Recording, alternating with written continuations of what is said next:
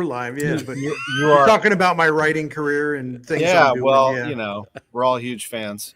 Bernie Miklasz, the Bernie Show on YouTube, Matt Pauley, Sports Open Line, Kevin Wheeler, DGS, Tom Ackerman, Total Information AM. We all come together for this one show in the middle of the day called the Gashouse Gang. And then we return to our individual endeavors. And Like superheroes. yeah, It's the yeah. Just on Mondays is when we do this, and then we pair up throughout the week, and we'll do same schedule this week. We'll get Wheels and I will be together tomorrow, etc.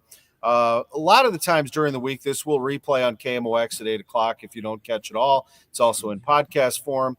And I think that this week we have two things going on where that will not happen on KMOX. We have a football game on Thursday, and we have the Billikens on Friday night. But here we are now live, and we're talking Cardinal baseball. We reserve these Mondays to go all Cardinals, and there's a lot to talk about. In fact, I look outside, it's a little gloomy.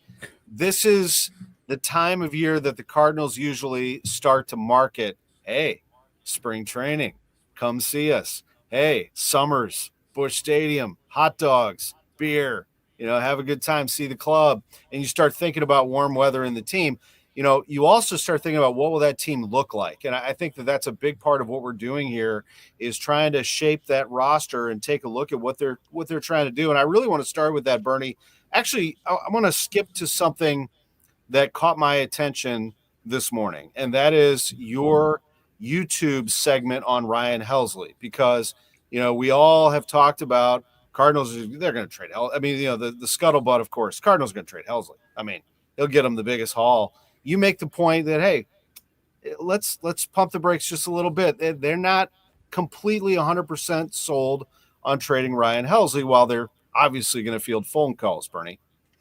Yeah, and I rely on Derek Gould's reporting for this, the great Derek Gould, STL Today, because it's been conveyed to him by obviously Cardinals management that, we're inclined to keep Helsley, unless we get overwhelmed. And frankly, I think that that's a strategical thing, because, you got to send the word that, hey, there's going to be other relievers available. We know that, but if y'all think we're giving him away at like cheap price, you're crazy. We're not going to do it.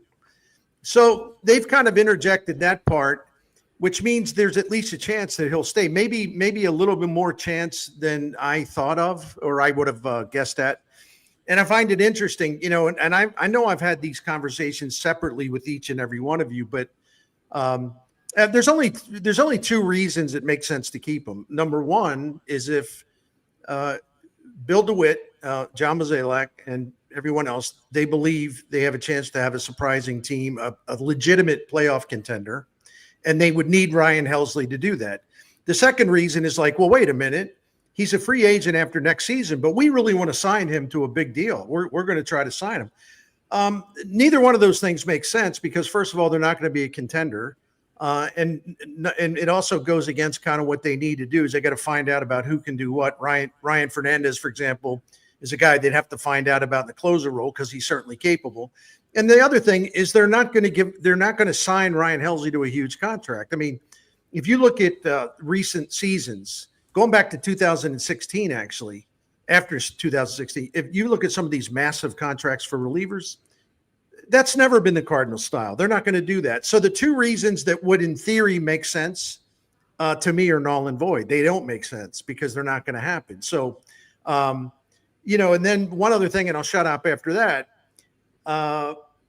In my timeline or in my emails, people will say, well, yeah, they ought to just go into the season with them and they can flip him at the deadline. In fact, people might be more desperate at the deadline to get him, people that didn't address it in the offseason. And that theory is plausible. It really is, except Ryan Helsley's had he's missed 103 days during seasons because of injuries, and everything from a forearm, an elbow, a shoulder. He throws 100. He's volatile. He's breakable. He's an injury risk. So if you take him into 2025 with the idea, okay, we're going to flip him for something really good at the deadline. Well, what happens? Gosh forbid, but what happens if he he gets blown up by a Tommy John injury or a bad shoulder. I mean, then you get nothing. So that's to me an unnecessarily risky move. Kevin, what do you think? Same idea. I mean, I think, look, everything that they're doing right now should be about maximizing a player's value. Right? I think they should be done with the pure salary dump type thing, unless you're going to eat some money to move on from an older player, Miles Michaelis or something along those lines. But if you've got a valuable player, well, no, don't just get rid of him because you want to save $10 million. But if somebody's going to offer you quality, you got to take it. We know that this is a reset year. We know that everything that Bernie said is true. We know you're probably not going to sign him.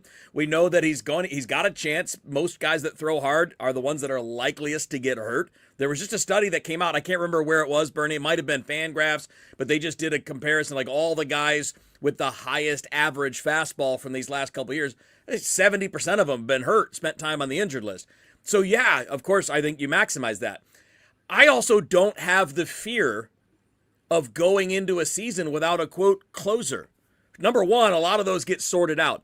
Brewers did not have a closer on opening day last year or once Devin Williams was hurt.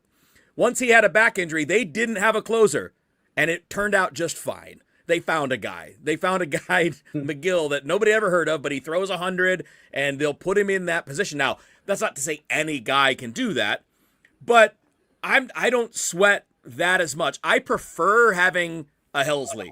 I prefer having a closer that is locked down, ninth inning set, great. But there's all kinds of evidence that you don't have to do that. I mean, if you go look at the World Series the last 5 years, not many lockdown closers on those World Series teams.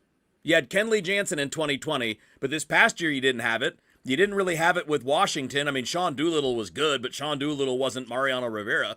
Daniel Hudson had a great postseason. Yeah, though. he did. I know this is my thing is like a lot of these teams had guys who had great postseasons, but they weren't 40 save closers.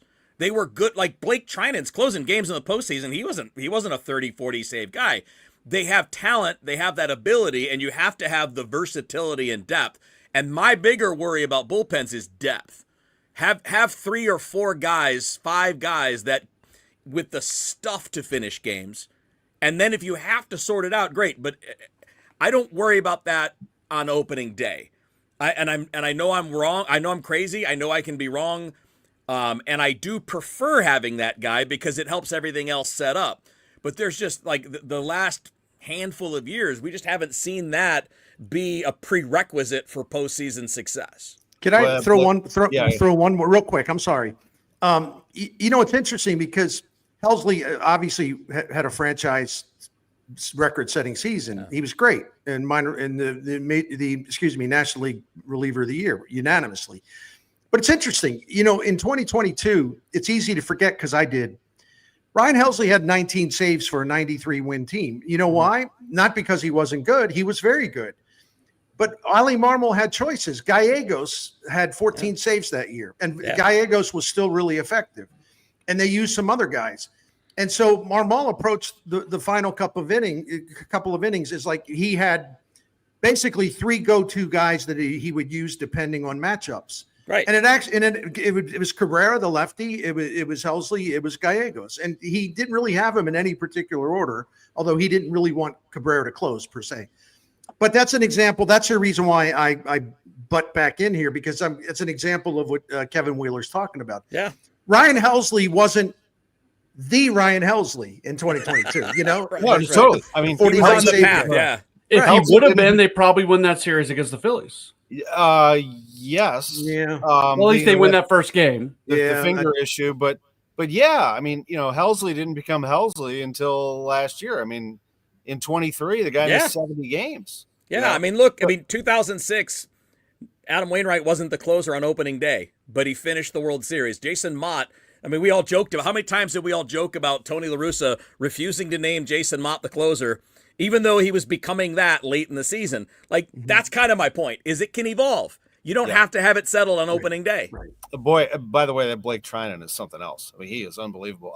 Matt Pauley, let's get you the last word on this Ryan Helsley situation. Yeah, for me, Kevin and I had an interesting conversation on Sports Open Line on Friday where I compared this situation in many ways to the year where they went and tried to find an outfielder from the Marlins, and Stanton didn't work out, and they end up with Ozuna, and then the Brewers end up getting Yelich. We know that Devin Williams is out there, and we know that Ryan Helsley is out there.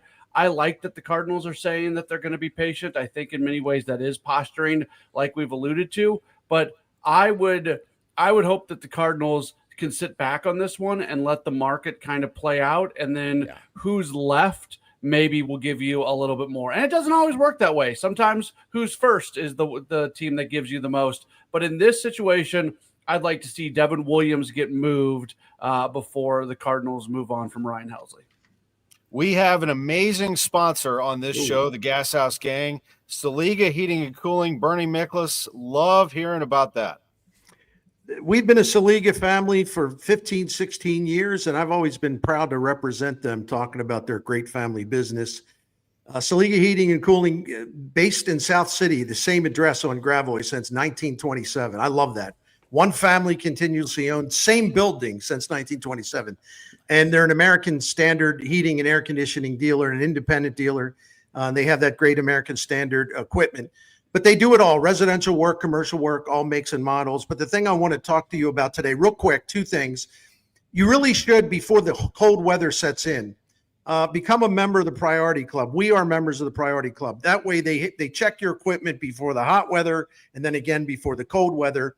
And you get on this maintenance program, and it gives you peace of mind knowing everything's set up nice for the harshest weather of the season, whether it be cold or hot. The other thing is they do have financing options available, subject to credit approval. So any project you have in mind, if you're worried about American Standard equipment, you need a new boiler, for example, you can get that financed, and it works out really, really well.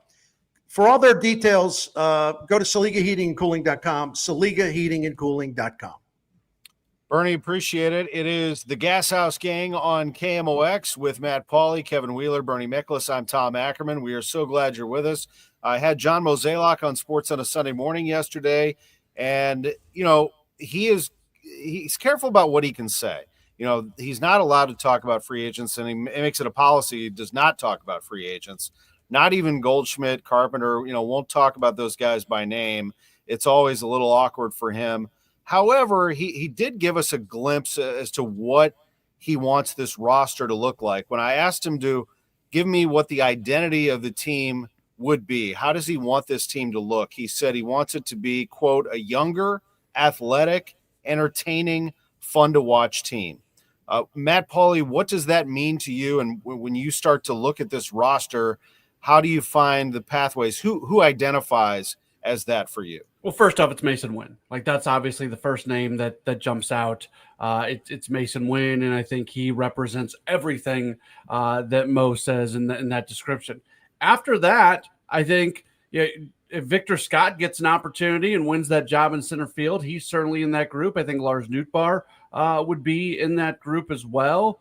But as far as just, young, look, Brendan Donovan is somebody who I think can play that sort of way. I like the fact that he said that. I think that if you're going to go young, you want to have just kind of this fun, freewheeling sort of team. And that's not really something the Cardinals have done a lot of in recent years. Maybe they haven't done it at all. So Wynn's the guy you build around. Maybe Scott's in there as well. And you just continue to give those young guys the opportunity. What does Thomas Sajaci look like if he gets that real opportunity on an everyday basis? Does he kind of become part of that group as well? I think it's more about opportunity. I actually think, and this has become one of my admittedly irrational complaints, where I'm like obsessing on it, and like I'm being the grumpy old guy with this stuff, because we keep talking about play the kids, but every time we talk about that, and by the way, I'm guilty of it too. We mention guys who aren't kids, Brendan Donovan's not a kid. Lars Nootbaar's not a kid. Burleson's not even a kid. No, Burleson needs more experience. Donovan's well-seasoned veteran. Yep. Nootbaar, has established talent. He just can't stay on the field. But he's not like some guy just starting out. So we're overdoing, me too, the kids thing. Because how many kids do they really have? And they would open up another job conceivably where they can give a 24-year-old, which is still young, even though he came up in 2022. And I'm talking about Nolan Gorman. If third base is open, you at least get a chance to look at him there. But I think it's more about opportunity and gaining experience and getting right. It isn't so much the age. Like, I'm sort of putting age aside. It's about Ken Walker and Gorman bounce back after getting totally derailed last season. They are young, but they need experience, and they have to prove that they can get their stuff together. Burleson's got to prove that he can go strong for a full season. He tailed off last year. Nootbaar's got to prove he can stay on the field. I mean, he's only started an average of 104 games the last 2 years. It might be 3 years. And, he's got to play more than that. I think we all know all of these guys. Herrera is a young player that needs to play a lot. And if he doesn't, I'm wondering, what is this play the kids campaign, what that's really all about. But we're talking more about guys getting experience, getting exposure, working through their difficulties without feeling like the whole season's on the line. I think it's more about opportunity than it is age. Younger, athletic, entertaining, fun to watch. I mean, we've identified some of those. I'm curious, Kevin, your thoughts on those, and on the pitching side, where you see that as well, because that is interesting to me, how the rotation will get drastically younger, will it not? It should, and if it doesn't, that's a problem. I mean, if we're going to be rolling out there with Matz and Michaelis as everyday members of the rotation, there are no opportunities for younger guys other than Palante. So, yeah, I think, Bernie, you nailed it. It's about creating opportunities in some places. I would throw on top of this, we have to change the dynamic of the personality of this team. The stiff, old school, the veterans run everything. It's got to stop. You don't have the veterans that are going to sell tickets. You don't. I mean, and by the way, even if you do, like, I'm a big Sonny Gray fan. I like what he brings. He brings edge, right? He brings some fire when he pitches. More of that, please. Let Wilson Contreras be Wilson Contreras. Let him have a personality. And also find the personality of this team. What are they? Are they nasty SOBs that are going to come out there and pick fights and talk some crap and flip bats? Or are they going to be funny? Are they going to be, whatever you're going to be, the plain old vanilla, not going to sell tickets. It can be fine. I don't care if people's personalities are calm and laid back. That's fine. But it's not going to sell tickets. This is a team that has not ever really gone there with guys that bring big personality to the table. And I don't know if it's because they don't allow it or if it's simply because the guys they have don't really bring that. And the only other way, there's only two ways you can control the personality of the team, right? One is allow the young personalities or the new personalities, allow them to be themselves instead of the old guard carrying the keys. We got to stop. This is not what Miles Michaelis thinks about the personality team. Doesn't matter. That's exactly right. It doesn't matter. What matters now are the core guys, and let's play with some life and some energy. Be who you are. So if you're that guy, be that guy. And then on top of that, figure out a style of play that fits.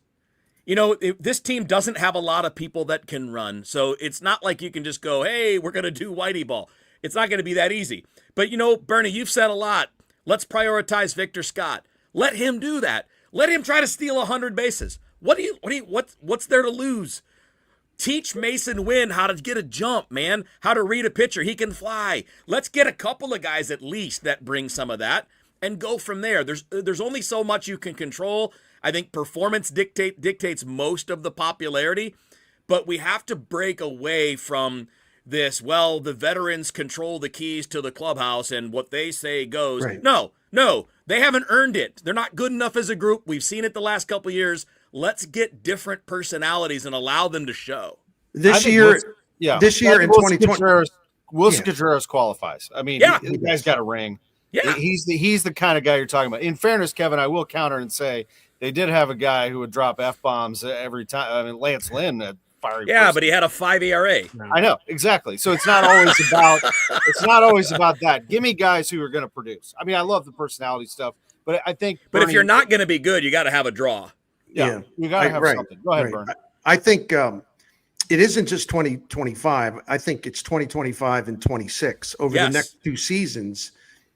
The personality of this team should evolve rather dramatically because JJ Weatherholt will be up here sooner than later. In fact, Baseball America projects that he'll arrive later in this coming season. Yeah. And Jimmy Crooks is listed by Baseball America as a guy that will be ready for the majors at some point in 2025. Yeah. Quinn Matthews will be ready for the majors. Baseball America says early in 2025. Mm-hmm. But wait a minute, we can't displace Miles Michaelis though. That'd be throwing in the towel. Anyway, Tink Hence, if you get paid, you play, right? That's kind of no, exactly. Tink Hence, according to Baseball America, will be ready at some point in 2025. And that's a partial listing. And so JC's already up here. Yeah. The personality will evolve. This has to become, and I'm not passing that torch to any one player. It's got to become Mason Wynn's team. It's got to become Brendan Donovan's team, who is got natural leadership abilities, and he's a fiery guy. He's ultra competitive. He's got a personality. He's always deferred to the 2 grumpy guys in the clubhouse. Then when Weatherholt gets up here, some people will laugh at what I'm saying. I'm talking about personality type. I'm talking about confidence, bordering on cockiness, bordering on competitive arrogance. When he gets up here, they're going to have a Bryce Harper type, personality-wise, because that kid is exactly like Bryce Harper in terms of the way he's wired. I'm not saying he's going to have the career. That's not the point. We're talking about, as my friend Kevin Wheeler mentioned, about changing the personality of this team. Quinn Matthews, a Stanford guy, really, really smart, has got great wit. He loves to talk ball. He loves to teach ball. He's one of these guys I can see holding court in the clubhouse, talking about pitching. So the next couple of years, if Jimmy Crooks gets up here, hard-nosed guy, right? Hard-nosed catcher who's very talented as well. They're going to have an influx of young players who can take over this team and give it a much better personality rather than shh, be quiet in here. He doesn't like that, or in one story, Mason Wynn, when he came up to the majors, went to give someone a high five, and the person said, "We don't do that here." Oh, God. Yeah, God forbid you all have some fun. Yes, baseball, that's right? the thing. Go have some fun. If you're not going to win 95 games and win the division, be fun. We don't do that fun. here. That's the biggest. Let's have a home run celebration, right? Let's get a Blues helmet and a hockey stick. Let's do something fun in the dugout. Let's have an entry for whoever does close games. Let's make it like a concert, like they do in New York, like they do in some of the other places. Let's have some fun. Yep. Imagine that, right? Let's have some energy. Imagine that. Well, we can't have that here. We can't be putting on these shows. The Gashouse gang with Kevin Wheeler, Bernie Miklasz, Matt Pauley. I'm Tom Ackerman. Let's continue this conversation about personality. Matt Pauley, I want you to check in on this as well. You've been around a lot of teams, and you came into the Cardinals situation last year and saw, it was, again, they were losing. But I agree with my colleagues here. It was stale, flatline. Let's go. Get some life in there. Yeah, so from a major league standpoint, I've been in 2 places. I've been in St. Louis and I've been in Milwaukee, and you could not have 2 different places when it comes to the environment in the clubhouse and the type of things that are valued inside of the clubhouse. The Milwaukee clubhouse is a bunch of guys showing their personality, having fun. One of the things when I was in Milwaukee that was talked about a lot was that when players showed up to Milwaukee for the first time, they felt comfortable being themselves. There wasn't this whole, hey, you got to walk in, you're a big leaguer now, so you got to act like a big leader. Obviously, there's a level of professionalism that you need to hold yourself upon, but that's not what I'm talking about. I'm talking about guys feeling comfortable, showing their personality, walking in. And Milwaukee, they emphasize that, and they try to find guys who are going to fit into that clubhouse. Not everybody's best friends, but everybody has a lot of fun there. And the Cardinals clubhouse, and look, what comes first, winning or fun or winning? And obviously it's a lot more fun when you are winning, but even when Milwaukee's not winning, there's guys who are enjoying themselves. And for the Cardinals, I do think finding some looseness in there and finding fun would go a long way. And also, look, this is a business. They want to get butts in seats. I was in Toronto this past year. I traveled up there with the Cardinals, and they did not have a good record. That place was jam-packed and it was busting and there was all kinds of energy. And at one point there's a song playing and like some Blue Jays are kind of dancing in the clubhouse a little bit or in the dugout, and they show video of that and everybody was into it. Like you want to draw people into the ballpark. Well, have personalities that people connect to. And to the point that's been made here, I don't know if the Cardinals have that. I think right now Mason Wynn is the closest thing. If you go ask a 12-year-old kid who their favorite Cardinal is, I bet about 80% of them right now are going to say Mason Wynn. Outside of that, what about Newbar? What about Newbar's personality? I think it's fallen. I think he hasn't stayed on the field enough. So I think that's fallen off a little bit from where it was a year and a half ago. So the Cardinals have got to be able to get a spotlight on who these players are. And that also is from a business side of things. We talk sometimes about Anouk Durante coming in as one of the as the new president. And I think he's got a role in that as well. This is an organization that really needs to focus in on the fun of baseball. Absolutely right. Kevin Wheeler, I said it early last year when Wynn started to grab that shortstop job. You got to get those 0 jerseys in that team store immediately. I mean, if you want to grow this team, it starts with the kids. You got to get them on board, do you not? Yeah, and here's the thing. I think we all agree, so anybody that's going to message us or get mad, we all agree that the number one thing is building a good team. Mm-hmm. Okay, we all agree that the best thing you can be is a good team. Go win 95 to 100 games. Like, we all agree with that. But what we're talking about is in the middle of a reset year where you're not exactly sure what you're going to be, you do at least need to be entertaining, and you do need to understand the younger sports fan. Younger sports fans are as attached, if not more attached, to individual players than they are to teams. They get attached to the personalities. So, some of this is, who's the Cardinal with a social media presence? Who's the Cardinal that streams playing games on Twitch, who gets involved? Because I know big leaguers all over the place that are doing those things, that are engaged, they're making those connections with fans. And I'm not saying force anything.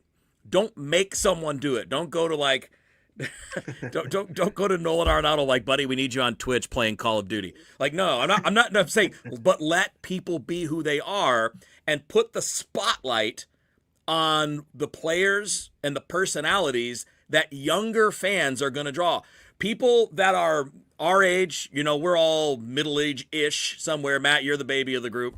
But like the older fans, we're not going anywhere.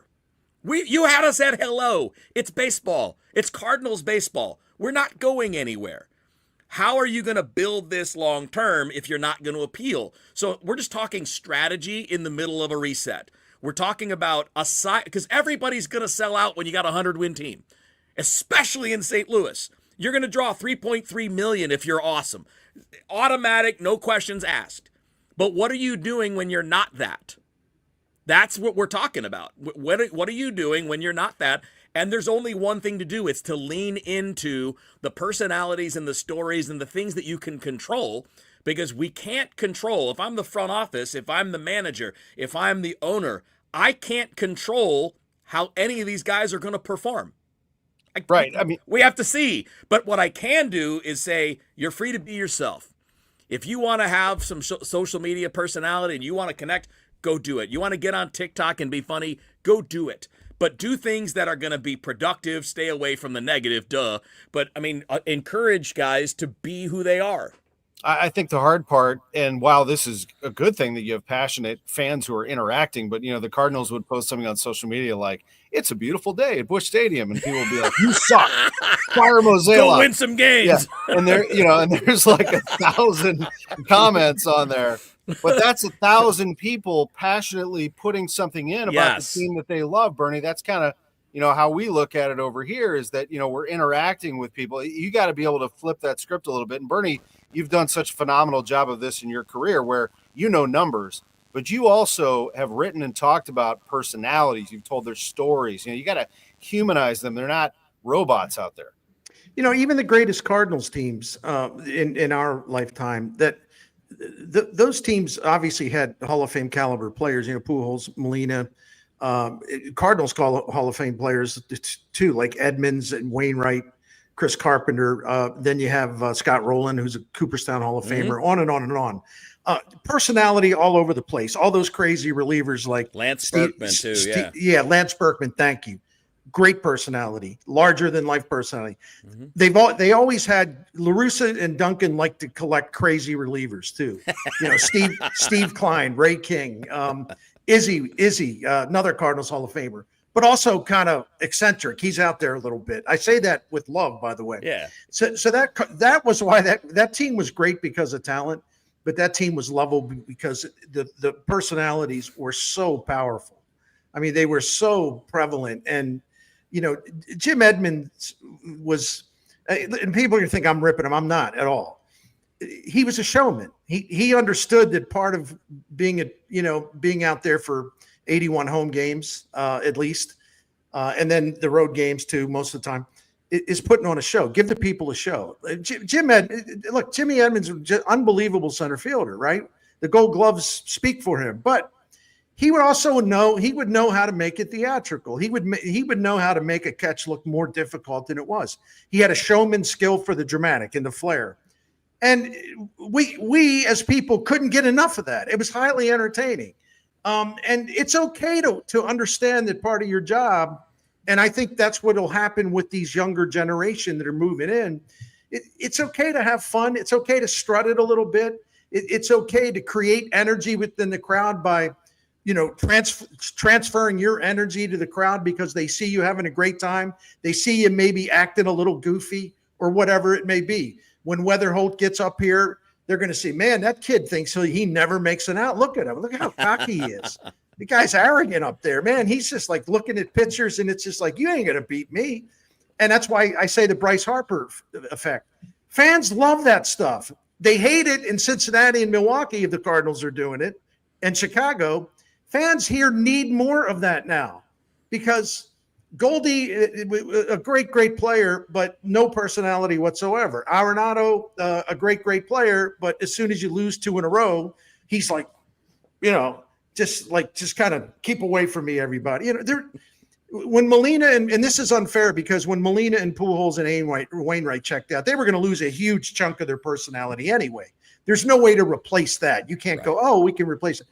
But it's time to now sort of collectively develop a fun personality that's got a lot of spirit, that's a little eccentric, a little wild, not wild off the field. You know what I mean? No, they really need that. And yep. Tom Ackerman, that's why I'm glad you shared what John Mozeliak had to say yesterday on Sports on a Sunday morning, because it's sort of proverbial music to my ears because he's exactly right. That's the kind of team they need to put on the field. Even if it's a 500 team or 5 games below 500, at least that personality will make it interesting. Guys, why did 65 million people just watch Mike Tyson fight Jake Paul? Was it because of the skill level of either fighter? Was it because it was going to be a really good fight? Or was it because of the personalities involved? It's because of you honking for it. It's because of Kevin Wheeler on every show on Camel X for weeks. Like making me and making Dave Glover, making everyone else talk about it. That's why I blame you. Yeah, well, you're not wrong. You're right. You're not wrong. People like me were like, ooh, I wonder what this freak show is going to be. It turns out it was a dud. Just don't make it a dud, but it's okay to have personality-based events because that event made a lot of money and had 65 million people watching, driven entirely by personality and not anything by skill or quality of performance. It's the Gashouse Gang. Before we go any further, Bernie Miklasz, tell us again about our sponsor, Saliga Heating and Cooling, and why you believe in them so much. Saliga Heating and Cooling has been around since 1927. Think about that. They're going to be going on 100 years soon. It's the same family, continuously owned, 4 generations. Dan Saliga does an incredible job. And what I always like to say, think about the credibility that they have being around almost 100 years, the same family, the smooth transition all through the generations. Man, what trustworthiness, credibility, knowledge, professionalism. It's part of the family blood, man. It is the family business. They take such great pride in it. So listen, before the winter weather really hits us, call them up and say you'd like to become a member of the Priority Club. And that way it's a maintenance club. And they'll check your heating before the harsh cold weather. Make sure everything's okay. You get peace of mind. And they have that American Standard heating and air conditioning equipment, which is top of the line.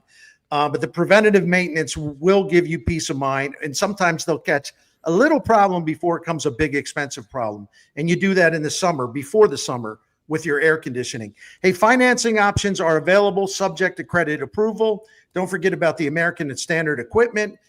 You can see the store by going to SaligaHeatingandCooling.com, SaligaHeatingandCooling.com for details.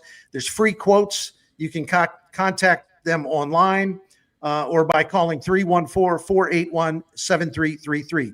I am proud to represent Saliga Heating and Cooling and ask you for your support of Saliga Heating and Cooling. With Bernie Miklasz, Matt Pauley, Kevin Wheeler, I'm Tom Ackerman. Just a couple minutes left to wrap up the Gashouse gang. So let's just go around the horn and let people know what we're up to and what we're concentrating on here before our next show. Kevin and I will be on tomorrow. But Matt Pauley, what do you got going on tonight on Sports Open Line? Yeah, Sports Open Line, 6 o'clock to 8 o'clock this evening. And we'll talk. We talk just like we do on this show. We make sure to talk about the Cardinals at least for a little while every single day. But obviously, we'll look back at a weekend for the Blues where they win just 1 of 3 on the road. Mizzou football, they almost got one against South Carolina. And I thought it was a really, really compelling NFL weekend. The Buffalo Kansas City game was great. The Steelers Ravens game was great. Last night's Chargers Bengals game, the way the Bears lost to the Packers. There was a lot of really interesting things that happened this weekend in the NFL. So we'll talk through that as well. And I'm sure that you and I, Kevin, tomorrow we'll get into some college football. I just might have a game on Saturday that I'm interested in. What's going on in your world? Yeah, so I mean, obviously, I'll focus this on DGS for a second because while we are obviously an afternoon show that talks about breaking news and Bigfoot and aliens in the ocean and things like that, we do a lot of sports, man. I mean, we talk Cardinals every day. Bernie joins us twice a week, so we're always going to have a Cardinals fix, and we do some baseball just about every day, but we've been mixing in NFL. I've corrupted Dave and Rachel and Andrew, to be honest with you. I got the sports guy thing, and I found a lane to kind of exploit it. But, I mean, we really do a lot of these topics. And as Bernie pointed out, maybe a little too much on Tyson Paul. But, no, I was just teasing you, man. I participated in it, so I'm just teasing you. It's okay. I deserved it. But that's every day. And if the Blues earn our attention, they'll get on there too. And Bernie, I think you're up to 7,000 subscribers. Just about. Nice.